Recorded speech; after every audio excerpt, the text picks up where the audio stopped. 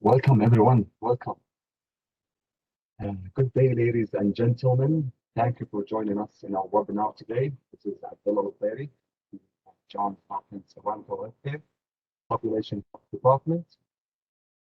Health benefits can Health benefits stop immediately after exercising, and even short episodes of physical activity are beneficial. And even better, research shows that anyone can benefit from the physical activity. Men and women, young children to older adults, women who are pregnant, people living with chronic disease or disability, they can benefit from physical activity. And the evidence about the benefits of regular physical activity is well established. And research continues to provide insight into what works to get people moving, both at individual and community level. And it's actually coming down to us into achieving, in order to achieve the benefits of physical activity, depends on our personal efforts to increase activity in ourselves, our family members, our friends, our patients, our colleagues, and community in general. In our webinar today, the subject can be looked at under the following headings. We're going to be talking about introduction to physical activity, what is the definition, what are the types of physical activity, and also we'll talk about the guidelines, how is the time and how hard our physical activity is could affect the benefits, and also types of walking. We're going to be talking about the simplest way of physical activity, which is just walking or brisk walking. And we're going to be talking more in details on the benefits of walking.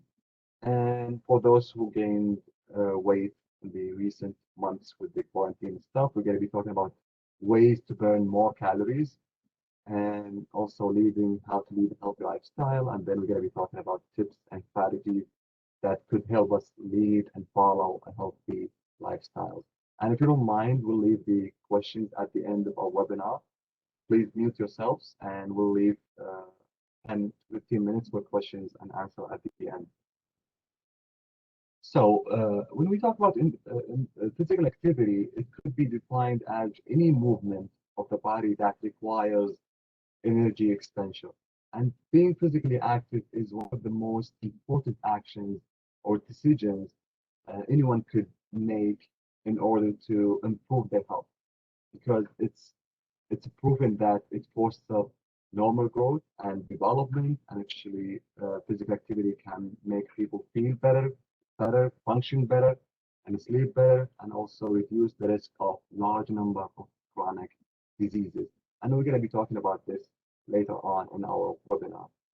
So before we get to that, let's talk about the types of physical activity. So when we talk about physical activity, there are so many different options we have. Some people prefer swimming, some people prefer football, basketball. People like weightlifting. People like different types of sports. So let's talk about them in more three types. So the first one is cardiovascular exercises. It is essential for our good health. Examples such as brisk walking or running, jogging, swimming, soccer playing, cycling. You could be hiking.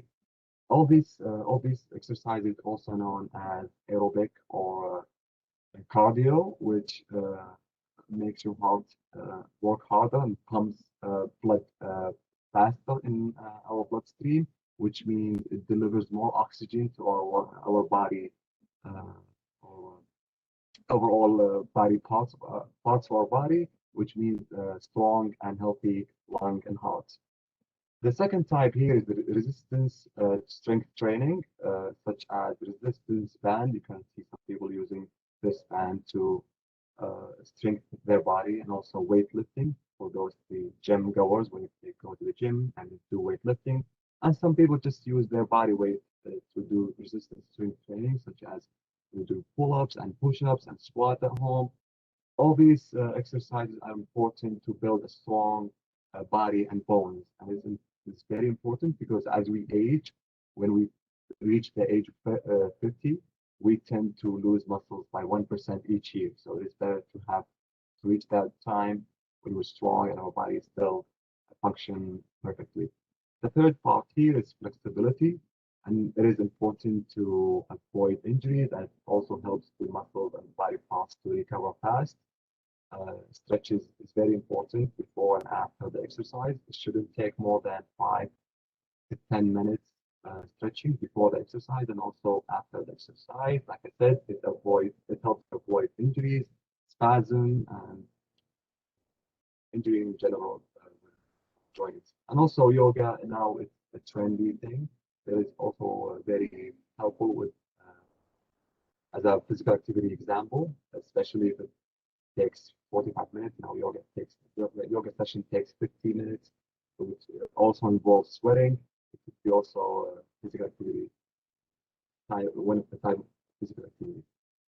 So now let's talk about the guidelines of physical activity. If someone wants to structure, not just walking or just doing any physical activity they can, what if they want to structure their workout routine and they want to know what is the average necessary, what is recommended.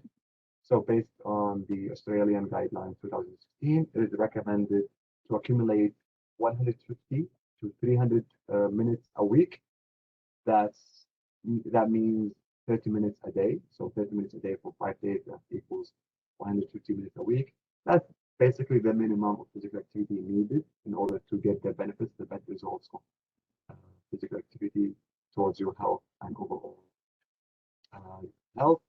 And that's the minimum, like I said. And it's also important to combine it with vigorous intensity physical activity, but with less time needed. So it's better to combine both. You can do 2 to 3 days strength training and then 3 or 4 days of cardio or aerobic exercises. That's the minimum or the amount that we need to involve in our daily routine. So now let's talk about the simplest way of physical activity. I know it is important to always push ourselves harder and harder. We do physical activities such as swimming or football, soccer, all these things, but we want to go down to the simplest way, things that very easy and accessible to everyone, and it only needs like a pair of shoes, and you just go anywhere you want. And of course, the benefits are different between the types. You cannot compare an ample walk or casual stroll. You cannot compare it to brisk walk or speed walk.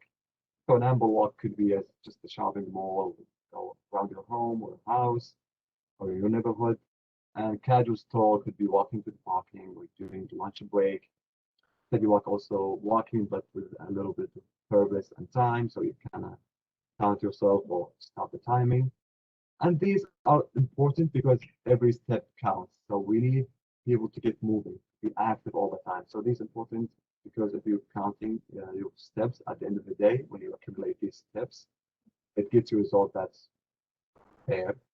But if you want to have the best benefits of physical activity, you need to start with the brisk walking, where you speed a little bit, where you're breathless, not hold the conversation with the person next to you, and not talk freely. That's when you know your heart pumps faster, your breath is hard, so is now when you get the benefit. And it's also, don't forget, it requires stretching before and after. Do all the stretches needed to avoid any injuries or spasm, and then you stop walking. And of course, the more vigorous exercise, walking, such as power walking or marathon walking. And actually, it's very common now for people to take longer trails or walk. People now crossing countries walking. People uh, travel specifically or go places specifically for walking. And we're still at the point or the level where we want everyone just to walk our community. Now the malls are equipped, the coordination equipped, the parks are everywhere, and we have walking trails everywhere. So it's it's it's good to have this awareness, to raise awareness within our families, to just walk in the simplest way, pair of shoes, and start walking. And after you see the benefits, I'm gonna uh, deliver to you afterwards. You're gonna think again about walking because the benefits is big. So let's start talking about the benefits of brisk walking. Walking, it offers wide range of physical and mental benefits. Some well-researched benefits include weight loss, especially with the recent months. We haven't been walking or doing any exercises basically because of the quarantine. Some people gained extra weight and they want to lose it. So if you want to lose weight, the first action you should take is walking or doing any type of physical activity, because walking means or doing any physical activity means burning more calories, meaning burning more fat. So that's how you shred your extra weight, and also you lose extra fat you have gained over the period of time. Of course, it's always associated weight loss with walking or physical activity. So that's one of the benefits, the biggest benefits of doing any physical activity or structured walking is losing extra weight. And also, the second benefit, or one of the benefits of brisk walking, also is ability to improve our cardiovascular health. Because the more cardio you do, the more exercise you do, it gets your heart rate up, and then making your blood pump faster. And this delivers more oxygen throughout your body, which keeps your heart and lungs healthy. And according to recent studies, walking 5 days a week can help lower your risk of heart disease. And it also may help you lower your level of LDL, the bad cholesterol, in your blood. So that's the relationship, the association between physical activity and walking with our cardiovascular system, our, our heart, our lungs, uh, they associated with it. And also, from the benefits of brisk walking here, we look at in the picture its ability to lower our blood pressure. Research studies have shown that just walking can lead to modest and lasting decreases in our blood pressure. The payoff is big. Healthy blood pressure reduces your risk of stroke, heart failure, and kidney diseases. Exercise is powerful medicine. It's always almost the same amount of time we need for physical activity, 30 minutes, 45 minutes a day for 5 days a week. I don't think that's too much to ask. Looking at the benefits we're looking at here in the screen. And also on the benefits of brisk walking, it's a relationship with our mental. We always feel good. We always feel happy after doing any physical activity. Just by walking, we feel good after. Because research has shown that exercise can boost our self-esteem. We look ourselves better. We think we did something today. We did good thing today. We are productive. So we boost our self-esteem. We look in the mirror. We look good. We feel good, and it also improves our sleep patterns. Sleep better if we do more workout, and also build brain power and more and more and more. And actually, I've heard it so many times from psychiatrists and shrinks when patients come to their clinic and coming complaining about struggling with depression or stress. They always recommend patients to go for physical activity. Always go walk, do physical activity. That's when you feel good afterwards. It starts immediately. The relationship between good mental health and physical activity is very amazing. And the best is yet to come. It's also related, or there's an association between regular physical activity and lowering blood sugar. People who diabetic patients or people who are at the border of developing diabetes are recommended to do some physical activity regularly because it increases the cell sensitivity to insulin, and that's when the sugar in our bloodstream is stable. There's no spiking, so the sugar in our bloodstream is regulated and stable, so there is no risk of developing diabetes. So it's important to do physical activity if you have diabetes history, or you're following, or you're afraid that you're on the borderline of developing diabetes. Do physical activity, it helps. And now let's move to ways to burn more calories. Of course, we're different. People burn more calories than other people because of the age, their gender, their weight, their metabolism rate, how intense their workout is, how long did their workout last. So if you want to increase burning your calories, if you do 30 minutes for 2 months, 3 months, and then you want to increase 30 minutes because it only burns 200 to 300 calories. And of course, I'm going to ask you to do one of the options here. Maybe you want to do faster pace. If you're just walking or speed walking, maybe you have to move to jogging. You've built stamina, so now you have to take your game step up a little bit.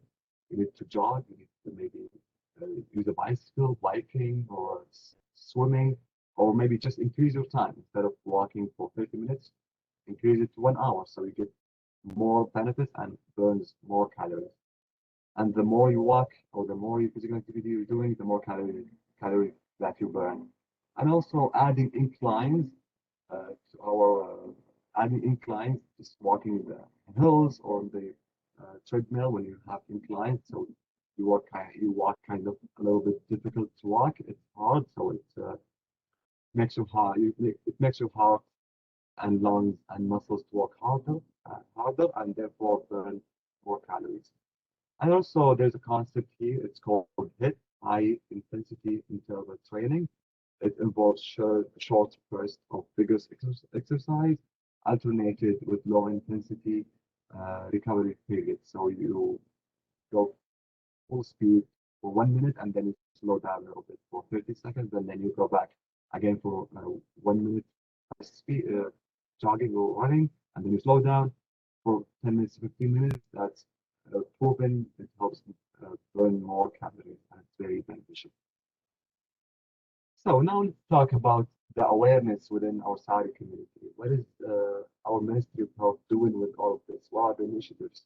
Actually, that's one of the successful initiatives have been done by Ministry of Health in YH, MH30 or WAC 30. It's an initiative uh, where we encourage community, people, families, and people like children, older, athletic people, just normal people, everyone in the community, just go walk for 30 minutes. And a lot of famous or popular people were said to be examples in our community have involved in this initiative. It's very successful, and I think we should encourage ourselves, our families, our friends to always join these initiatives and build a community with a healthy lifestyle. That's actually part of the vision we have for 2030 to have healthy lifestyle, healthy people, we have less obesity, less chronic disease, less diabetic people, and that starts with our day-to-day decisions. If we wanna take a walk, if we wanna do physical activity, or just sedentary lifestyle, and we have depression and other chronic diseases. And also, Ministry of Health actually is doing a lot of great work, and also they have the application where it counts your steps. I think if you reach 10,000 steps, that's the minimum or that's the range that we want to always get to. And of course, more is better. So it's important to increase and raise the awareness of the importance and the benefits of physical activity in our community.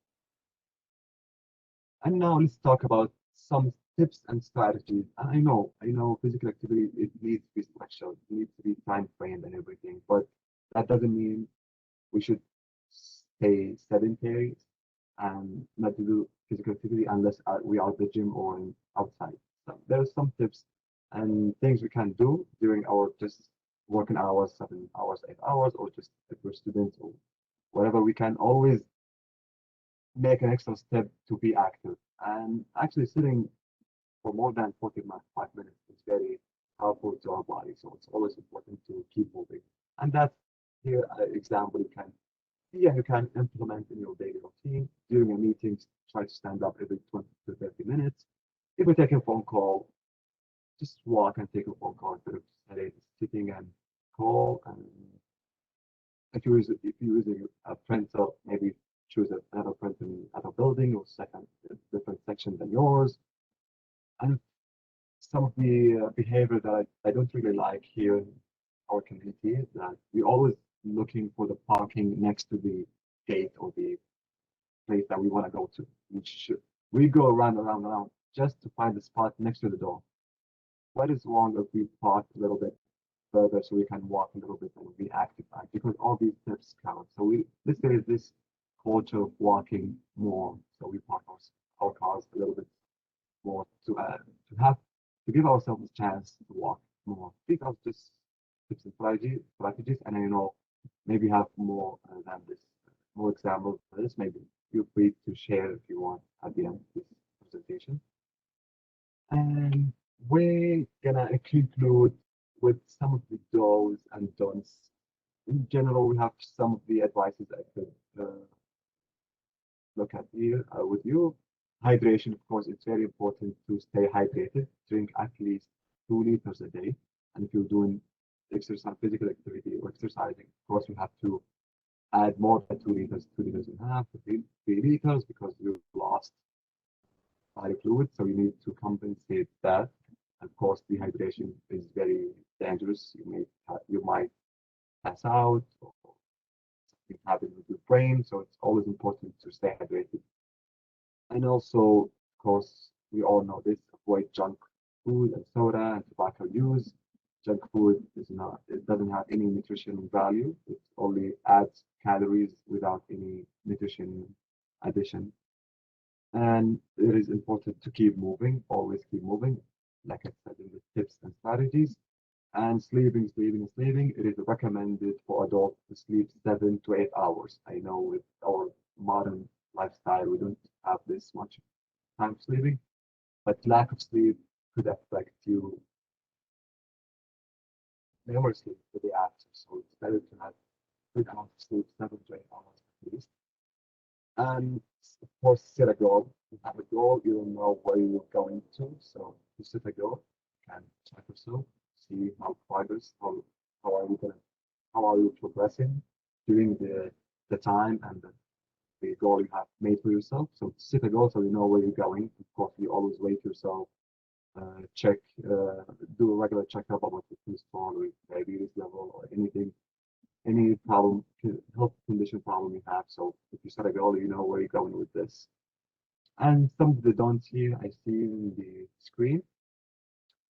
I know we always know that breakfast is the biggest meal. It's very important to recommend people to not skip breakfast unless if you're fasting, that's one thing. But mainly we say this because if you skip breakfast, normally people tend to eat more during the lunchtime because we cannot control our hunger. When we're hungry, we eat more than what we need. So if you eat your breakfast, you kind of control the amount of food coming after. And also, it's not recommended to follow strict diet. Strict diet is fine and pays the results, but it's not sustainable. Sometimes people actually come back worse than they before. So try not to deprive yourself from any certain kind of food, but try to be reasonable with the portion and the amount of food you're having. You're going to be fine if you have just balanced eating habits. And do not starve. Try to eat every 3 hours. Like I said, if you eat every 3 hours, if you're not that hungry, you can control the type of food you're eating. And lastly, do not underestimate small bites because every bite and every calorie counts. I know some people complain about their weight gaining and they say we only have one meal a day, we only have one lunch, one dinner, but they don't see the small bite they have during the day.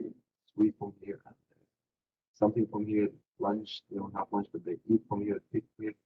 Small bites count, especially if it's not healthy. Like just chocolate bar, this size could have 300, 400 calories and with zero nutrition value. So just do not underestimate it and try to balance your eating habits, your in and out. We reached the end of our webinar. I hope you benefit from this. Today's weather is very beautiful here in Bahrain. I hope after this webinar, everyone is encouraged to take a walk outside. And now I'm going to stop sharing the slides. We move to our chat where we have the questions. And I'll give you the chance to ask questions, any questions you want. We'll have 10 to 15 minutes for that. Thank you for listening again. Thank you for having time for us today.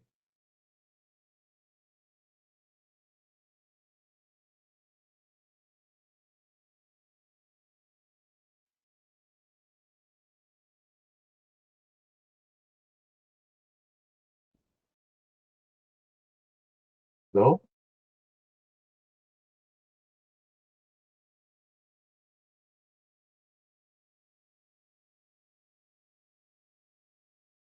if you have any questions, you can ask me now.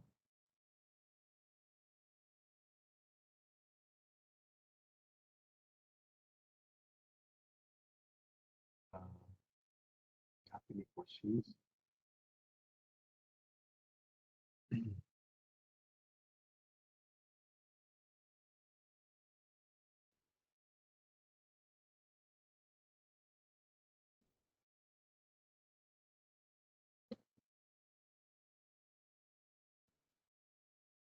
Can you hear me?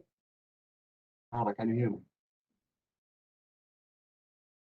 Yes, if you have any question, we have 10 minutes. Yes, if you have any question, يلا أبو معلم. Any question?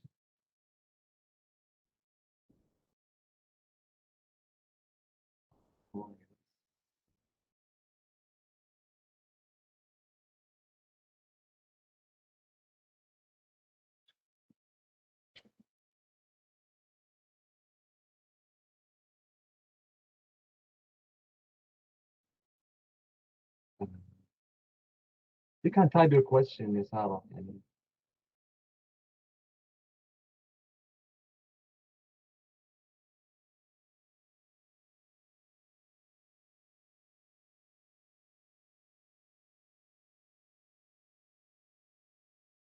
ممكن تكتبين السؤال.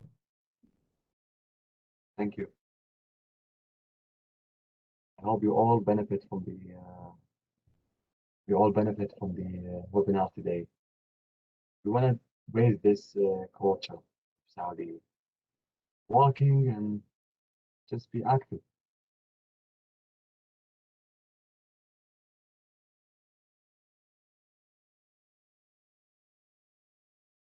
Thank you, Sarah, for coming. And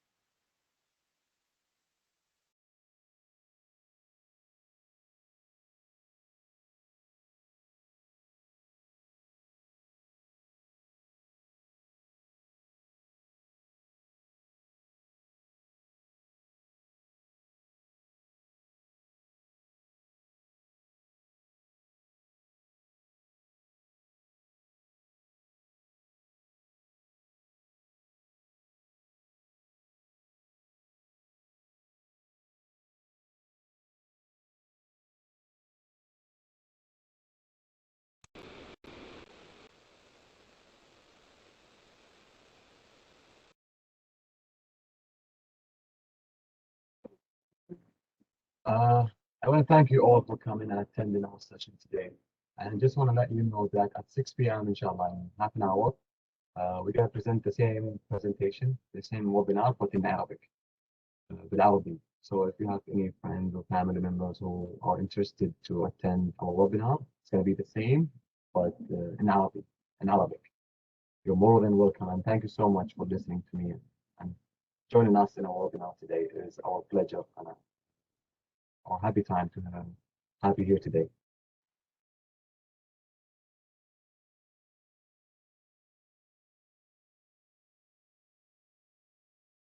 يا ربي اسكت.